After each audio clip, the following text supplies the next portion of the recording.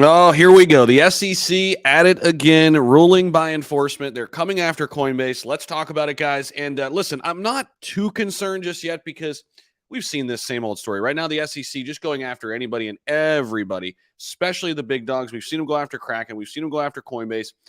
And what's crazy is they're calling this a potential security charge, which we don't even have a definition on what's a security yet in the cryptocurrency market. I wish we did because well, we can actually innovate instead of stall out like we are and, lose ground on the countries that have already figured it out. But that's neither here nor there. But Coinbase warned by the SEC of potential securities charges.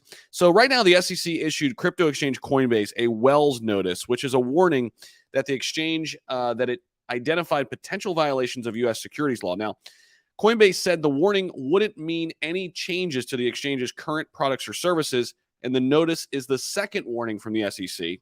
Meanwhile, Brian Armstrong, who tried to go to Washington, D.C. after the first time they came after him and figure out, hey, what are we doing wrong, right? Give me some clarity. Never got it. And now they're coming after him again. And this was just in February, okay? So this is kind of how the SEC is playing it out. Now, keep this in mind. There are other governing bodies outside of the SEC that want to adapt, that want to integrate crypto. It's just the SEC right now that is going after crypto because they're all about, what's a registered security and what's not.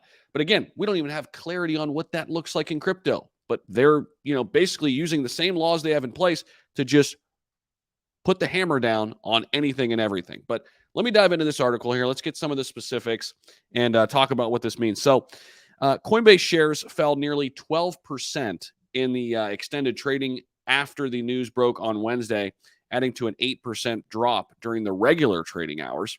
Based on discussions with the staff, the company believes these potential enforcement actions would relate to aspects of the company's spot market staking service, Coinbase Earn, which let me talk about that real quick. These Earn programs, that is not good. And I think these should be regulated because this is passive money. Like if I'm putting my money over here, parking it over here and just earning 10% just because, that is, a security, right? By definition, this whole idea of staking, right? That, though, is different than just coming after every single company that's not Bitcoin. But all right, here we go. Coinbase Prime and Coinbase Wallet.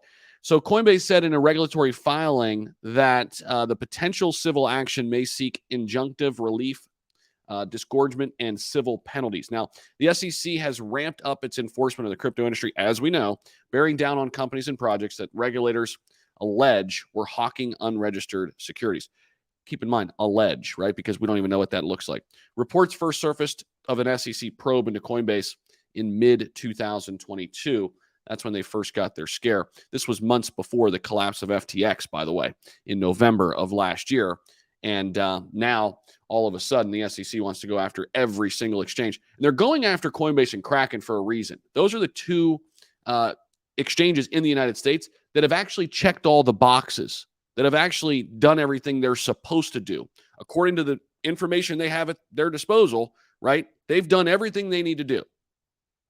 But still, the SEC coming after them hard. So Brian Armstrong put a list of tweets together. Today, Coinbase received a Wells notice from the SEC focused on staking and asset listings.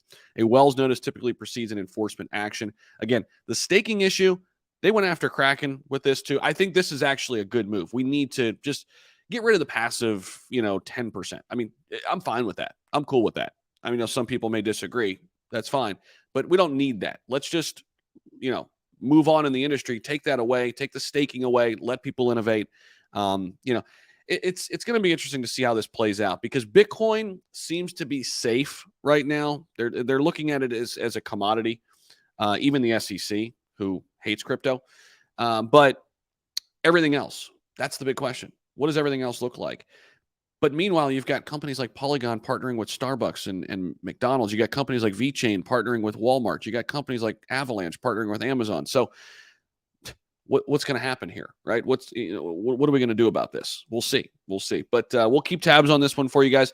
Check out my Bybit link down below if you're looking to trade crypto, make money when it's going up and when it's going down. That was something that I started doing about 4 or 5 months ago, slowly but surely getting a little bit better at trading. The cool thing about Bybit is you can copy the best traders over there. You can actually copy their trades directly. Also, when you sign up right now, from now until the end of the month, you have a chance to win a brand new iPhone. So shout out to Bybit for that offer. When you sign up today and deposit any amount, you'll be in that raffle to win a brand new iPhone. So shout out to them for that deal. Appreciate you guys as always. We'll see you in the next one.